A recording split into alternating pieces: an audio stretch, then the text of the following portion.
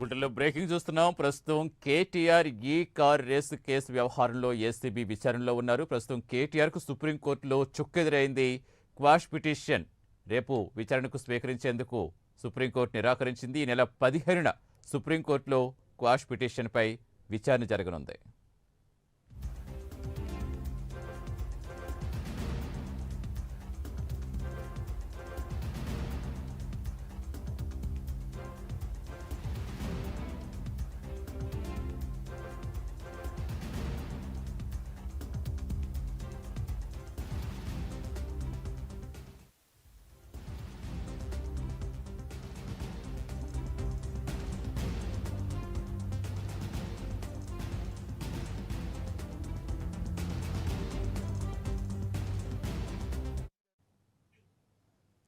ప్రస్తుతం కేటీఆర్ ఏసీబీ విచారణలో ఉన్నారు. లాయర్ సమక్షంలో ఏసీబీఐని విచారిస్తోంది.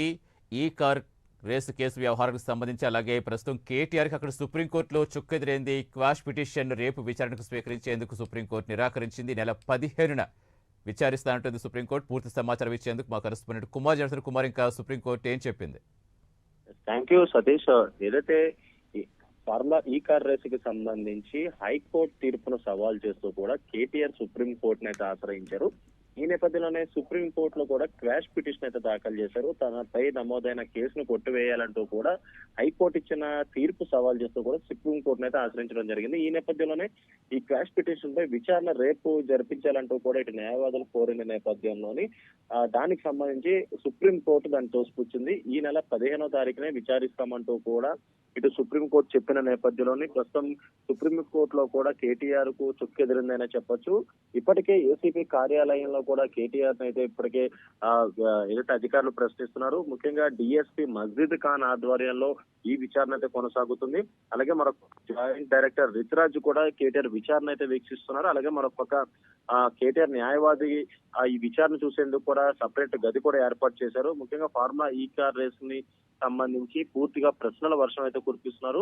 ముఖ్యంగా రేసు నిర్వహణలో అరవింద్ కుమార్ కి ఇచ్చిన ఆదేశాలపై ఏసీబీ విచారణ చేపడుతుంది. అలాగే అరవింద్ కుమార్ ఇచ్చిన స్టేట్మెంట్ రికార్డ్ చేసిన అంశాల ఆధారంగా ఏదైతే ఈ విచారణ అయితే కొనసాగుతుంది. అలాగే విదేశీ సంస్థకు నగదులు చెల్లింపుల్లో కేటీఆర్ ఇచ్చిన ఆదేశాలపై కూడా ప్రస్తుతం ఏదైతే ఏసీబీ అధికారులు ప్రశ్నలు అయితే అడుగుతున్నారు. ముఖ్యంగా ఏదైతే ఈ నేపథ్యంలో అంటే ఇటు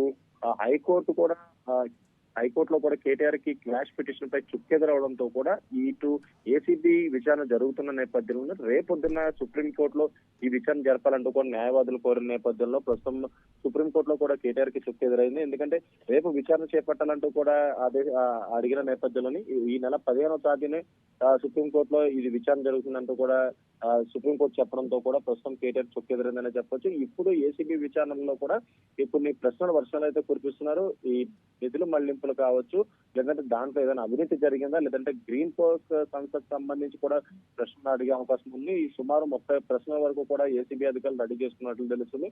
కేటీఆర్ ఇచ్చే సమాధానాలు బట్టి ఏదైతే ఈ కేసు ఒక ఫుల్ స్టాప్ అయితే రానుంది. ఎందుకంటే ఇప్పటికే ఏసీబీ డిసెంబర్ 19న ఎఫ్ఐఆర్ నమోదు చేసిన వెంటనే కూడా హైకోర్టును ఆశ్రయించారు. హైకోర్టులో విచారణ జరిగిన తర్వాత హైకోర్టులో quash petition pi KTR చుక్కెదురైంది.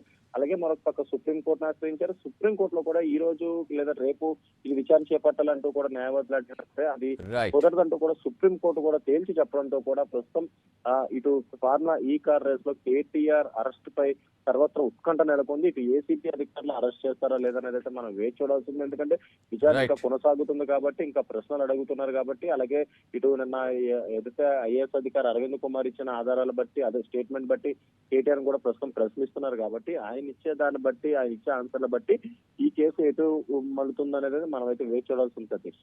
Right, thank you Kumar.